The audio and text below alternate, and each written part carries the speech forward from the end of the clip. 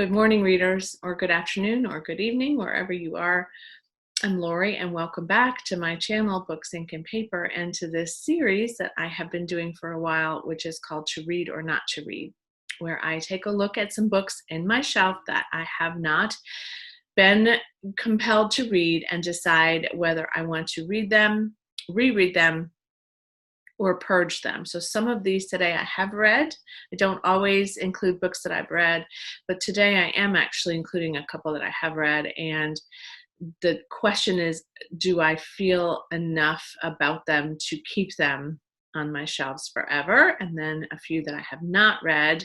And the question is, do I plan to do that? So let's get going.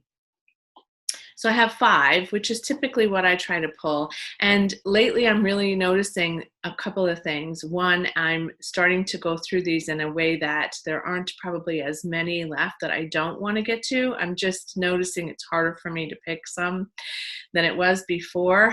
And 2, I'm starting to not run out of room on my shelves, but really consider the room that I have and what I want to bring in to keep permanently. So some books I acquire I don't intend to keep forever, and I do intend to put them back in the little free library, and some I'm just not sure about. So I do want to be mindful of that as I come up into the end of the year. This is October, and you just have a couple of months left. This last quarter of the year, I really want to be making some plans about my reading, about my shelves, about the space, about intentions for 2021.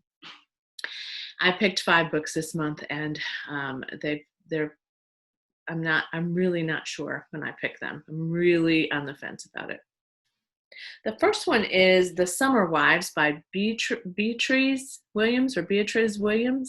This was an advanced reader's copy sent to me several years ago. I think this was supposed to be released it was July of 2018. So I've had this since the early part of 2018 and never got to it. I didn't request it. It was unsolicited. And I've never read anything by this author. I do love the cover. So this is historical fiction.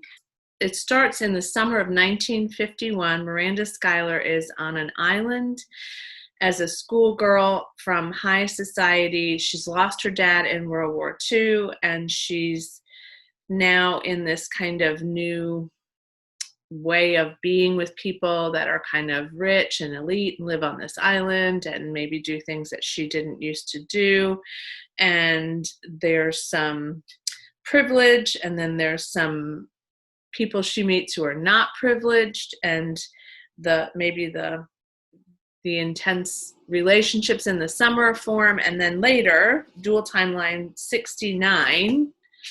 1969, something comes back to her life from that summer. So it does sound good. I don't know why I never got to it. I do remember starting it and only got this far. So, yeah, I don't know what happened, but I need to decide whether I'm going to read it, keep it, or not read it and donate it. The next one, I think I got this one this year. A friend of ours messaged me and said that her church was having a book event where they were giving away books. It wasn't even a book sale, it was a book giveaway, and I picked up Colorblind by Jonathan Sandlofer. And I actually look at this a lot because it's when I journal or read, it's like right when I look up, it's on that shelf of thrillers and mysteries, and I have not felt at all compelled to read this. So I decided maybe it was time for me to take a look at this one in particular and see if it still resonates with me as it did when I picked it up. So this is book 2 in the Kate McKinnon series. It's gotten like 3.7 so in ratings. So has the other one. I looked at all of these. They all have pretty solid ratings around the 3.6, 3.8-ish mark. So she's a former New York Police Department cop and now is an art historian, author, and host of a television series. And then a new sequence of murder strikes her because it, I guess, personally affects her some way. So she rejoins her former partner to try to hunt down the colorblind serial killer. That's what they're calling him, the colorblind killer. I don't know why they're calling him that, but him or her that, I guess. So it's a suspense thriller, and now that I read it out loud, it does sound better than I guess I would have thought. I've never read anything by Jonathan Sandlefer either, so it's a new author pick if I keep it. Then a couple of years ago, and I'll tell you maybe how many years ago when I look at the date of publication on this, 2010 was when this was published. This author came to our local bookstore and talked about this novel and signed copies. And the book is called Walking on Broken Glass by Krista Allen. It is published by Abingdon. It has good ratings on Goodreads. It says, facing sobriety with Southern charm. And the character's named Leah Thornton, and she is forced to make a decision to go into rehab. So can she leave what she has now to gain back what she needs? And it's a book about joy, sadness, pain, and a new strength converging, testing her marriage, friendships, and her faith. So I've had this for years, and I haven't picked it up. So that's something to consider. This book is, I think, self-published. It's called Unstoppable Influence, Be You, Be Fearless, Transform Lives, by Natasha Hazlitt. The weird lighting today. I got this and read this because of an event that she did and a little kind of a challenge. I feel like it was a 30-day challenge or something, and it was a business building, I guess, or a marketing kind of thing, and this came with it, and it is self-published, and I did read most of it, and it was okay. It wasn't anything new under the sun, really, for me. So that's that one. And then Today's Woman by Miriam Castilla, whom I met at an event, and she's part of a group of people that I are certified trainers that I am involved with. And so she is from Australia, I think. Pretty sure she lives in Australia. She lives somewhere far away, and I met her in New Orleans. And this is practical tips and tricks for overcoming stress, guilt, and overwhelm, life balance secrets.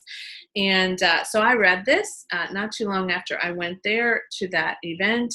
I did like it. It wasn't anything earth-shattering either, I don't think. It was just kind of a reminder about some things like batching your time and making time for you, accepting that you can do things and you can't do other things, putting your family on the list, mastering time, efficiency, the reticular activation system, how much your thoughts and beliefs are affecting your life, core values, stuff like that. Great stuff. The question is, will I reread it? It's always hard to give away my babies, so to speak.